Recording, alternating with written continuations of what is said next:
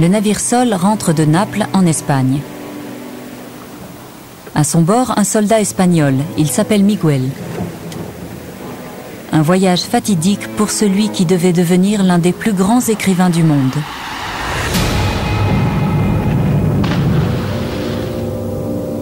Le 15 septembre 1575, le Sol est attaqué par des pirates nord-africains au large de la Catalogne.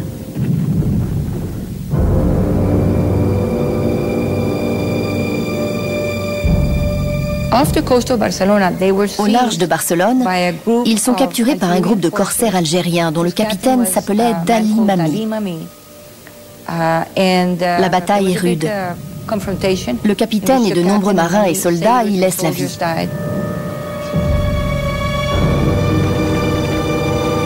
Maria Antonia Garcés est une des spécialistes mondiales de Cervantes. Cervantes est capturé avec son frère Rodrigo. Il trouve une lettre de recommandation dans sa poche et il pense qu'il est un personnage important, qu'il était capitaine dans l'armée ou agent secret, quelqu'un de très très important. Donc ils mettent sa tête à prix pour une très forte somme, 500 escudos d'or, ce qui pour l'époque correspondrait à 25 000 $. C'est une somme énorme et on l'amène en captivité à Alger.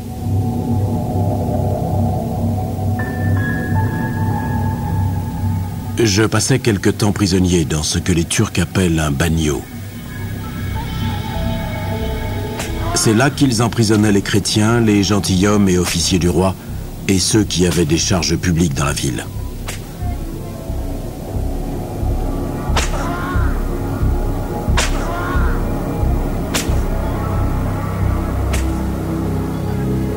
Je vécus dans ce bagne avec d'autres nobles et hauts dignitaires qu'on gardait pour demander une rançon. Comme j'étais capitaine, j'étais en compagnie des nobles et de ceux dont on espérait qu'ils rapporteraient gros. On me mit une chaîne et un boulet pour signifier que j'étais un captif en attente d'une rançon.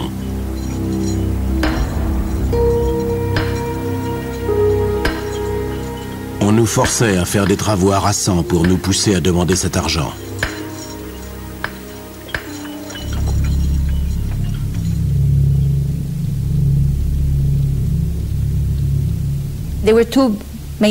Il y avait deux bagnos principaux. Le bagno de la Bastarda, où étaient enfermés les esclaves ordinaires, et le bagno royal, ou du gouverneur, où étaient Cervantes et des aristocrates, ceux dont on pouvait espérer de fortes rançons. Cervantes s'est retrouvé à plusieurs reprises à l'isolement, entravé par des chaînes sur tout le corps.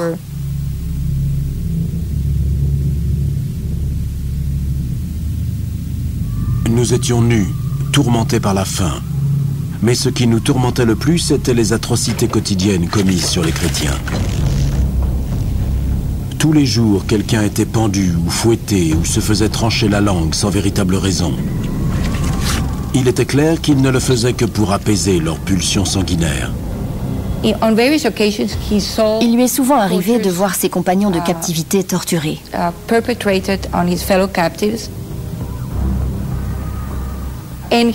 Lui-même a été menacé de mort.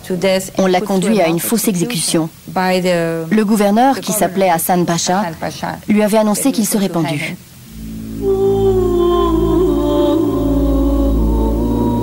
Les Turcs sont la classe dirigeante en Afrique du Nord à l'époque de Cervantes. Ils dominent les Maures et les Berbères.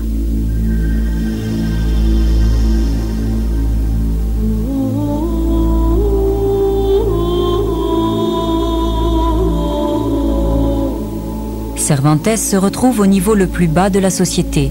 C'est un esclave à Alger. Il partage le sort de nombreux Européens en Afrique du Nord.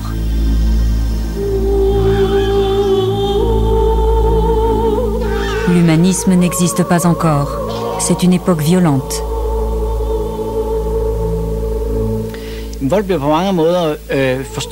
À bien des égards, la violence apparaît comme banale. C'est la toile de fond de la vie. Car la vie est violente. Les guerres, les famines, les épidémies, les tortures sont choses courantes. Les règles sociales, elles aussi, sont violentes. Les maris ont des comportements violents avec leurs femmes, leurs enfants, leurs domestiques. De même, le seigneur est violent avec ses paysans et le roi avec tout le monde. La violence est la norme. On s'attendait à ce que la vie soit violente. Il n'y avait rien de choquant à cela, ça faisait partie du paysage.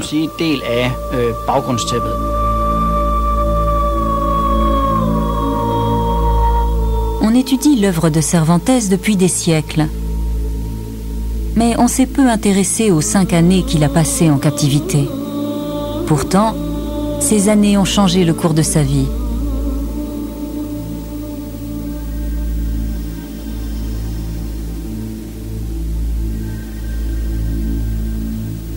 Si Cervantes n'avait pas été fait prisonnier par les pirates musulmans en 1575,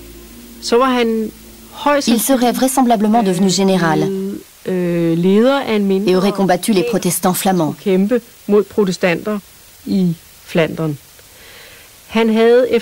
Il aurait probablement eu une brillante carrière militaire. Mais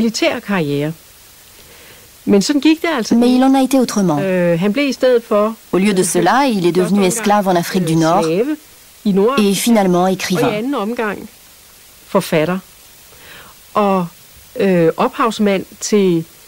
Il est l'auteur de ce que l'on considère comme le premier roman moderne de la littérature européenne.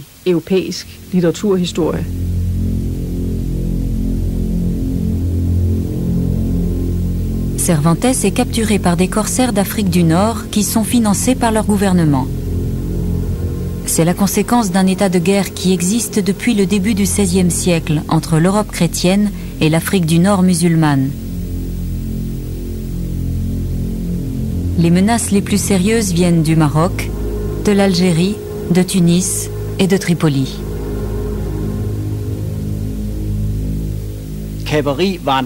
Pendant des siècles, le recours aux corsaires pour faire la guerre était tout à fait admis.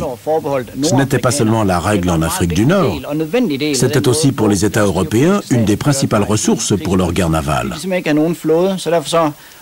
Comme ils n'avaient pas de flotte régulière, ils louaient les services de mercenaires dont le rôle était de harceler l'ennemi.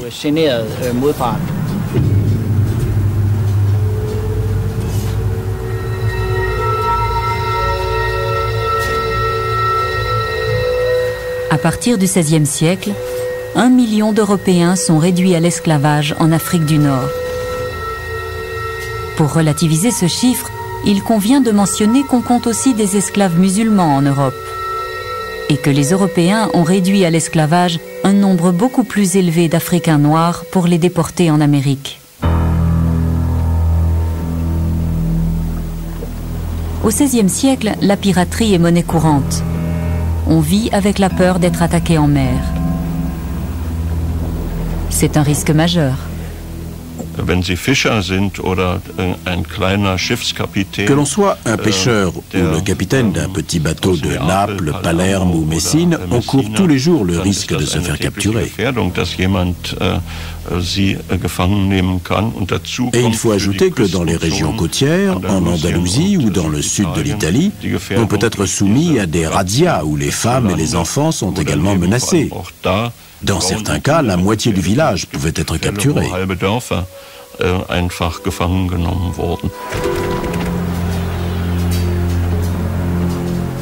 Au Danemark aussi, on a entendu parler des corsaires et des mercenaires musulmans. On savait ce qui se passait. Les capitales européennes étaient en contact permanent entre elles. Le dimanche, dans les églises, on faisait des quêtes pour l'argent des rançons. Les marins qui allaient de ville en ville colportaient les nouvelles. Holberg a été pris en chasse par un bateau pirate et a écrit cette histoire. Donc tout se savait.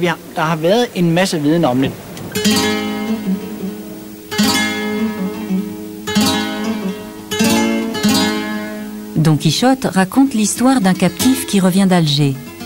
C'est une histoire directement inspirée de la propre expérience de l'esclavage de Cervantes. Don Quichotte deviendra son œuvre majeure. Don Quichotte et son valet Sancho Panza séjournent dans une auberge où entre un petit groupe de personnes. On persuade l'un d'eux de raconter son histoire. C'est ce qu'il fait. Il s'avère qu'il vient d'arriver d'Alger, en Espagne, sur un bateau. Il s'est enfui d'Alger, où il était prisonnier, exactement comme Cervantes l'avait été. Il s'est échappé avec une princesse maure, très riche et incroyablement belle. À l'université de Copenhague, des recherches sont menées sur l'empreinte de l'islam sur la littérature européenne. On relit les œuvres de Cervantes. Dès ses premiers écrits, des pièces de théâtre, il parle des esclaves chrétiens en Afrique du Nord. Tout le monde s'accorde à dire que dans ses pièces, il emprunte beaucoup à ses expériences personnelles.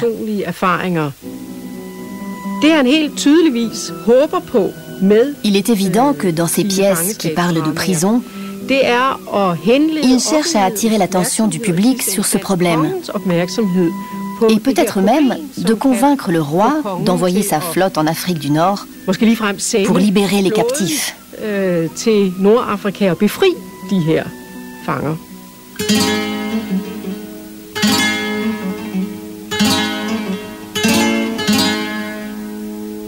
Don Quichotte est un projet complètement différent. Le but est de parodier les romans de chevalerie, très populaires à l'époque. Et ainsi de se moquer de la mentalité des Espagnols, de leurs prétentions et de leur culte de l'honneur.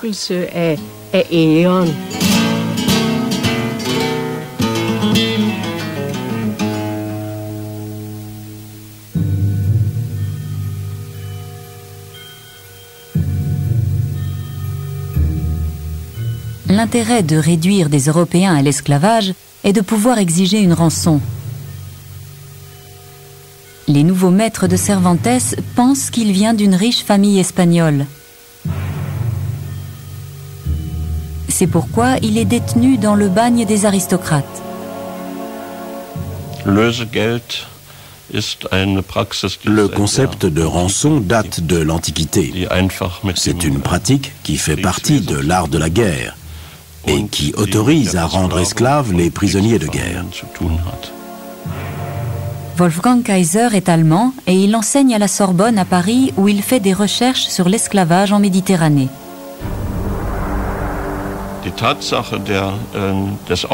On savait très vite qu'un bateau avait été capturé. Les captifs devaient alors dire au plus vite et avec précision où ils étaient, qui était leur maître et où ils demeuraient. Pour cela, ils écrivaient des lettres ou faisaient passer des messages. Bien sûr, ce n'était pas comme si Alger, Tunis ou Tripoli ou les ports marocains sur l'Atlantique étaient complètement isolés de l'Europe. Bien au contraire, ils faisaient du commerce avec les Européens.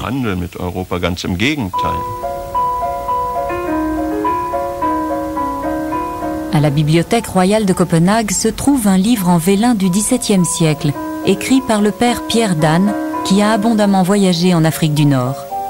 Il y décrit les cachots et les bagnes d'Alger. Il dresse la liste des esclaves français qui attendaient une rançon, des marins de la France entière.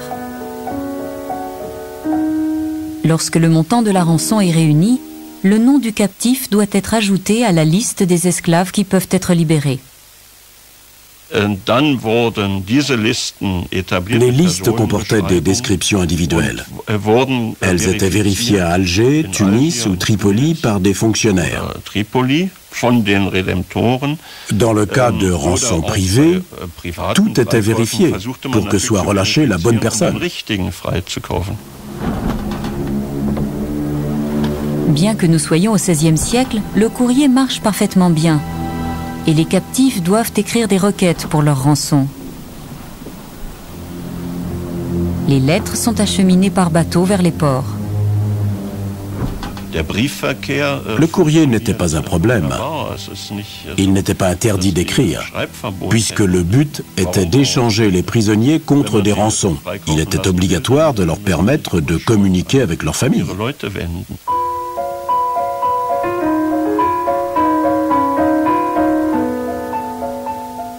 Dans certaines archives, tant en Europe qu'en Afrique du Nord, on peut retrouver la mention de rançon pour des Européens. À Tunis, on a retrouvé des fascicules qui mentionnent la présence d'esclaves danois. La seule source qui nous indique un chiffre basé sur des documents.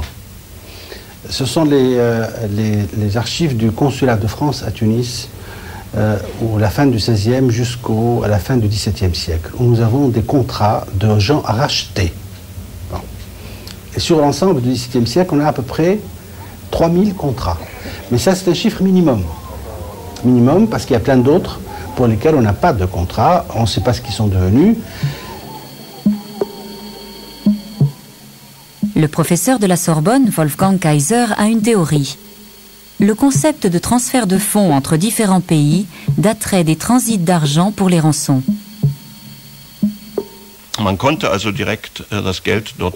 La livraison directe d'argent était possible. C'était dans les attributions de la plupart des ordres religieux. Mais on devait payer une forte commission. Après tout, il fallait garantir que l'argent arrive à bon port. Auparavant, les rançons voyageaient en Europe par voie terrestre, mais c'était très risqué. On avait créé des relais où l'on pouvait changer de l'argent. On rassemblait l'argent, puis on convoquait un marchand qui jouait le rôle de correspondant. Les Danois avaient des correspondants à Venise pour organiser les affaires de la collecte de fonds pour les esclaves danois. Les Anglais avaient leurs correspondants à Livourne.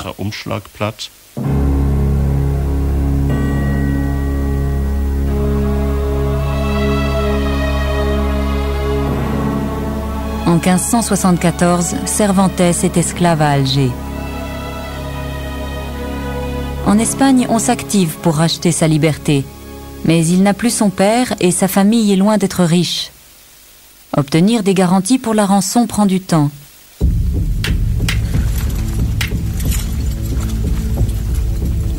Cervantes essaie de s'évader. Il est rattrapé, mais il n'est pas exécuté. Je crois qu'on n'a pas tué Cervantes parce que la rançon exigée était considérable. Économiquement parlant, il avait une forte valeur ajoutée. Malgré son statut d'esclave à Alger, Cervantes décrit la société musulmane sur un ton neutre. Cervantes n'est pas du tout hostile à l'islam. Au contraire, il est très attiré par cette religion. Cervantes en loue l'esprit de justice. Même s'il critique les théologiens turcs, paradoxalement, le personnage dont il parle le plus tout au long de son œuvre est Allah.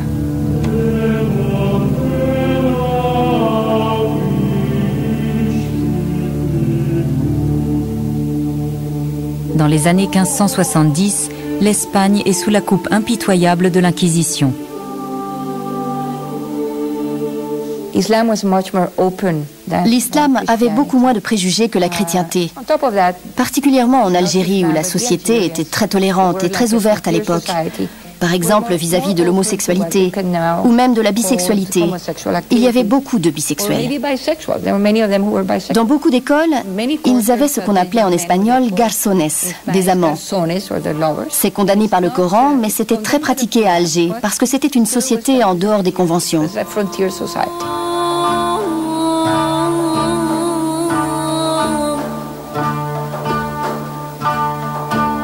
Les femmes avaient le droit au plaisir. Certaines femmes entraient dans les bagnos la nuit. Elles soudoyaient les gardes, y passaient la nuit et en sortaient le lendemain. Bien sûr, si on vous surprenait au lit avec une femme musulmane et que vous étiez chrétien, vous étiez menacé de mort. Beaucoup de chrétiens, lorsqu'ils en arrivaient à ces extrémités, se sont convertis à l'islam. Il y avait des tavernes dans les bagnes. On y servait de l'alcool. Il y avait aussi des chapelles où l'on pouvait assister à la messe et se confesser auprès de prêtres. Il y régnait une grande liberté de mouvement, qui bien sûr avait ses limites, surtout lorsque les bateaux ennemis étaient repérés au large, puisque cela pouvait faciliter les évasions. Mais sinon, on pouvait voir les captifs participer à la vie sociale de la ville. Dans son Don Quichotte, Cervantes décrit la vie au bagne. L'histoire est sinistre, mais elle est agrémentée d'une histoire d'amour.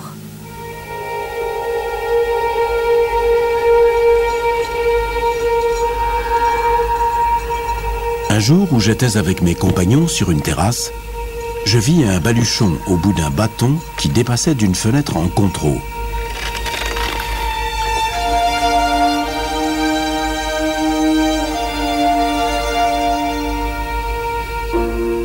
Un de mes compagnons se précipita sous le baluchon. Mais quelqu'un releva le bâton et mon compagnon revint parmi nous.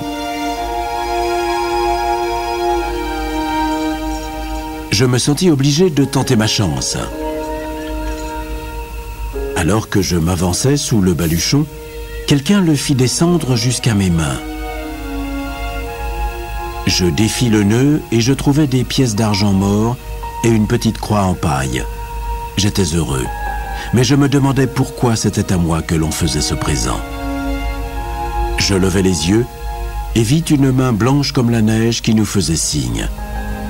Nous montrâmes notre gratitude en nous inclinant à la manière des morts. La blancheur de la main donnait à penser que c'était une esclave convertie à l'islam, comme les maîtres en épousent souvent. La suite nous prouva que nous étions loin de la réalité.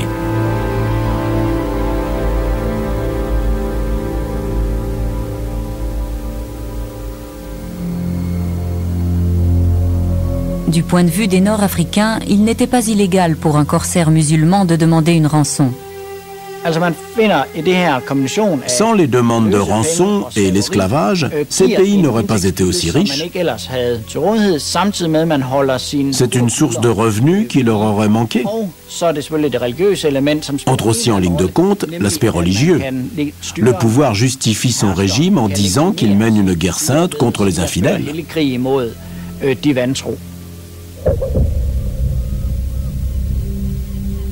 Au Danemark, on ne retrouve pas énormément d'allusions à l'esclavage des Blancs. Une des rares références se trouve dans une église au sud du Jylland. On voit un esclave, Jørgen Martensen, qui reçoit des coups de fouet donnés par son maître. Personne ne connaît toute l'histoire de Martensen. On dit que de l'argent a été collecté pour racheter sa liberté, mais qu'il est mort avant que la totalité de la somme n'ait été recueillie. L'argent a donc été utilisé pour faire peindre un tableau qui honore sa mémoire.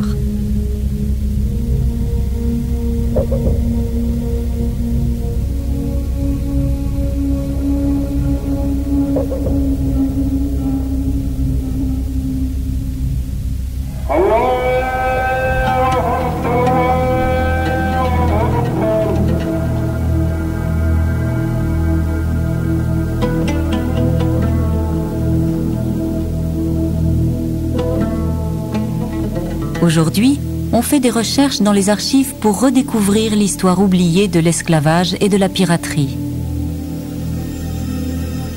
Ce qui est marrant, c'est que dans un livre de Grandchamp, le Grandchamp, Histoire de la Tunisie, nous retrouvons beaucoup de noms de corsaires. Si, il y a la liste établie de corsaires, dont de grands noms que je ne citerai pas, de grandes familles tunisiennes, qui, dont les ancêtres étaient des corsaires. Plusieurs noms, je ne vais pas les citer, mais c'était marrant parce que les familles existent encore et ces familles étaient des corsaires. Voilà, c'est marrant. Et de grandes familles, de grandes familles, j'ai dit de grandes familles qui faisaient partie de l'aristocratie tunisienne.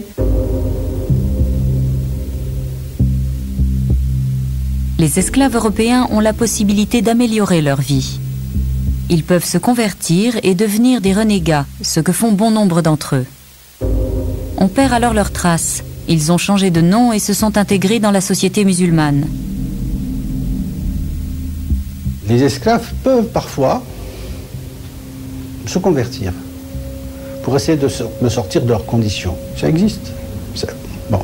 Mais ils ne sont pas très nombreux, pour une raison très simple. Parce que leurs propriétaires ne veulent pas qu'ils se convertissent. Parce qu'ils perdent son capital. Donc ils ne les encouragent pas.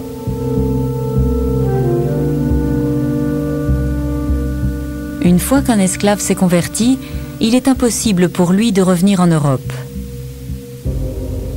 Cervantes a peut-être envisagé de se convertir, mais il n'en a jamais fait mention. Ça l'a probablement tenté. D'ailleurs, c'était un moyen de se tirer d'une situation très pénible. On s'en aperçoit dans les pièces de théâtre qu'il a écrites sur les captifs. Elles tournent toujours autour de la même question. Faut-il me convertir ou ne pas me convertir? Car il n'est pas rare que de magnifiques femmes musulmanes couvrent des yeux les chrétiens, les aiment, les désirent et leur promettent de leur donner leur corps, leur maison, leur argent, s'ils se convertissent à l'islam.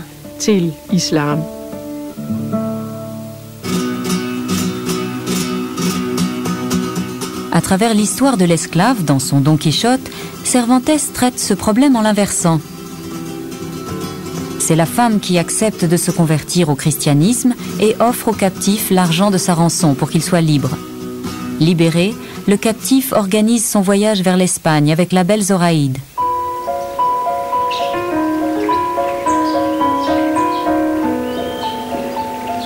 Je quittais le bagnio et j'allais dans la maison de campagne de Hadji Mourad.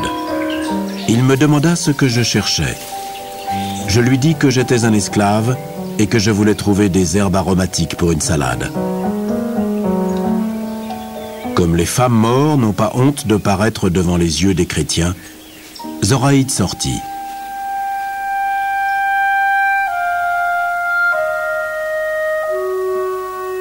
Je pensais qu'elle était la femme la plus belle que j'ai jamais vue.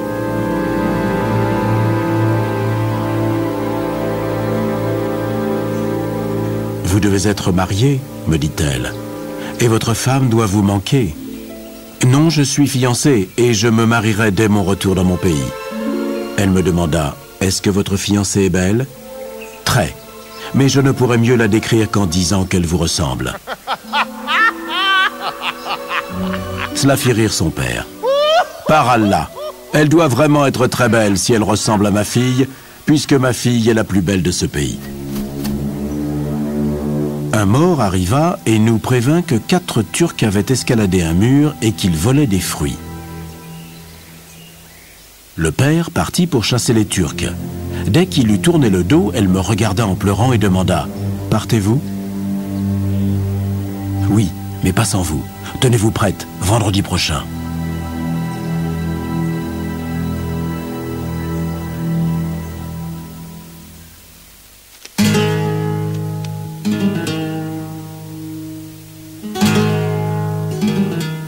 Nos informations sur la vie de Cervantes lorsqu'il était esclave viennent de son compagnon de captivité, Antonio de Sousa, un bénédictin portugais capturé 2 ans après lui.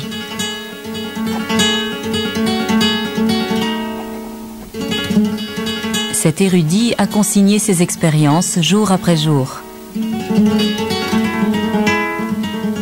Cervantes n'a pas tenu son journal lorsqu'il était captif.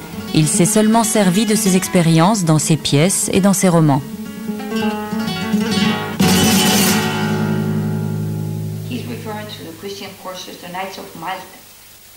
Les journaux de Sousa ne sont traduits en anglais que maintenant, 400 ans après. Les 2 traductrices sont Maria Antonia Garcés de l'université Cornell et Diane Wilson de l'université du Colorado. Ils ont dessiné cette carte qu'ils avaient emportée pour savoir où le roi pourrait attaquer. Le fort ne semblait pas imprenable. Il y avait des faiblesses dans les fortifications. Sosa mentionne le cap de Matafous ou de Temenfous. Les récits de Sosa se déclinent sur plusieurs volumes. Et il les qualifie lui-même de femmes à barbe. Et en fait, ce sont leurs amants, des garçons.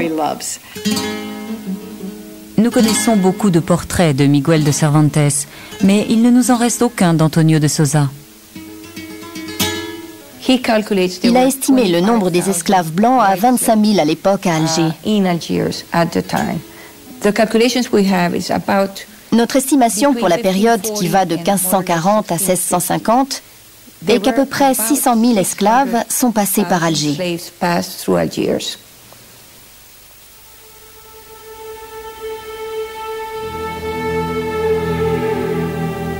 En 1580, Miguel de Cervantes a déjà passé 5 années comme esclave à Alger, sa famille n'ayant pu rassembler l'argent de sa rançon avant.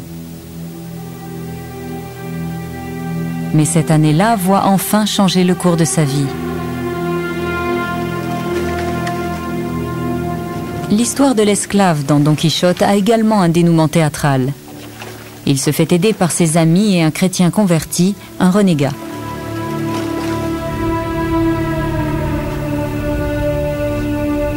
La belle Zoraïde nous attendait à sa fenêtre. Elle me vit et accourut. Elle nous ouvrit la porte, vêtue d'habits magnifiques.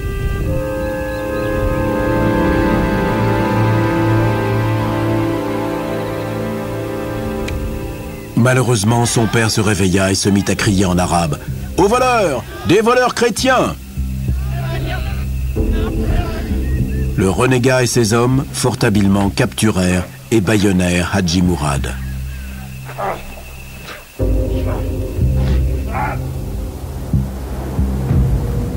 Lorsque Zoraïde fut montée à bord avec son père et des morts encore ligotés, et qu'elle vit que nous commencions à ramer, elle demanda que les morts et son père soient relâchés.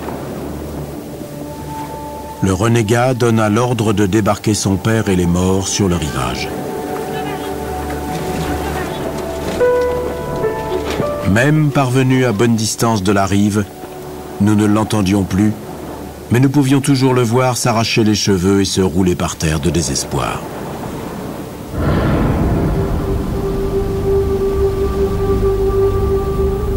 Le 19 septembre 1580, après 4 évasions ratées, Miguel de Cervantes est enfin libéré contre rançon.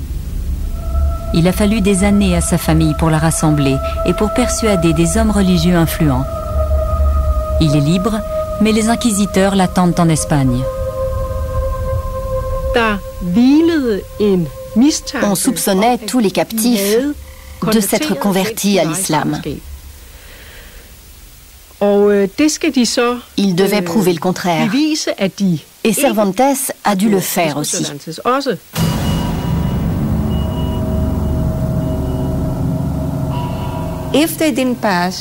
S'ils n'étaient pas convaincants, si un renégat était récalcitrant et s'il disait « je suis musulman et je le resterai », ce qui arrivait parfois, il finissait brûlé. S'ils disent au retour qu'ils sont restés chrétiens, il faut les croire. Il faut les croire parce que quel intérêt a-t-il? Alors, s'ils sont retournés comme captifs, bon, là, il y a un point d'interrogation parce qu'ils ne sont pas retournés par leur propre volonté. Il se pourrait qu'ils se soient convertis et que par peur, ils disent non.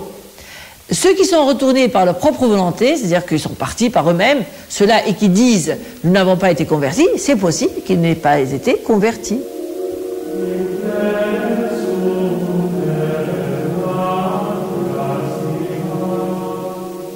L'Inquisition est une institution à l'intérieur de l'Église catholique qui traque les hérétiques dans le but de les exterminer. Lorsque Cervantes arrive en Espagne, l'Inquisition est à son apogée. Si votre cas était tangent et que les inquisiteurs n'étaient pas convaincus, ils vous envoyaient au gibet.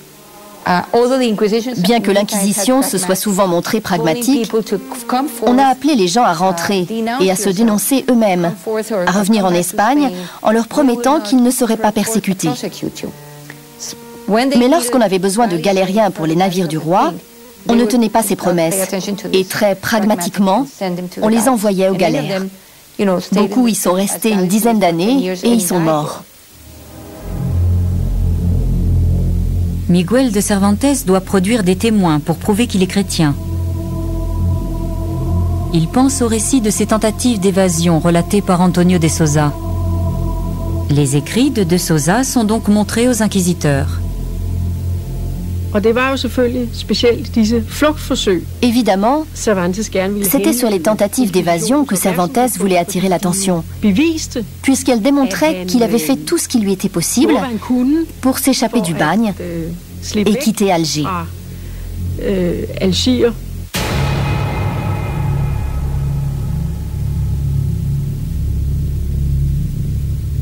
Finalement, Cervantes réussit à persuader l'Inquisition de son innocence. Antonio de Sousa est lui aussi libéré contre une rançon et finit ses jours à Malte. Miguel de Cervantes devient de son vivant un écrivain célèbre. Son chef-d'œuvre, Don Quichotte, est publié en 1604.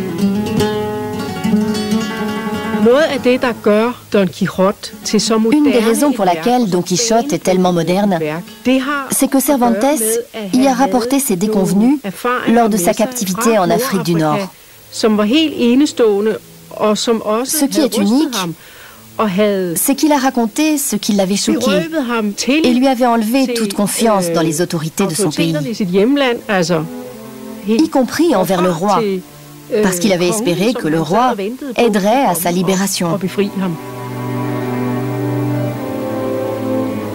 Miguel de Cervantes meurt en 1616, à l'âge de 68 ans. Je ne crois pas qu'il serait devenu l'immense écrivain qu'il fut s'il n'avait pas vécu cette expérience à Alger.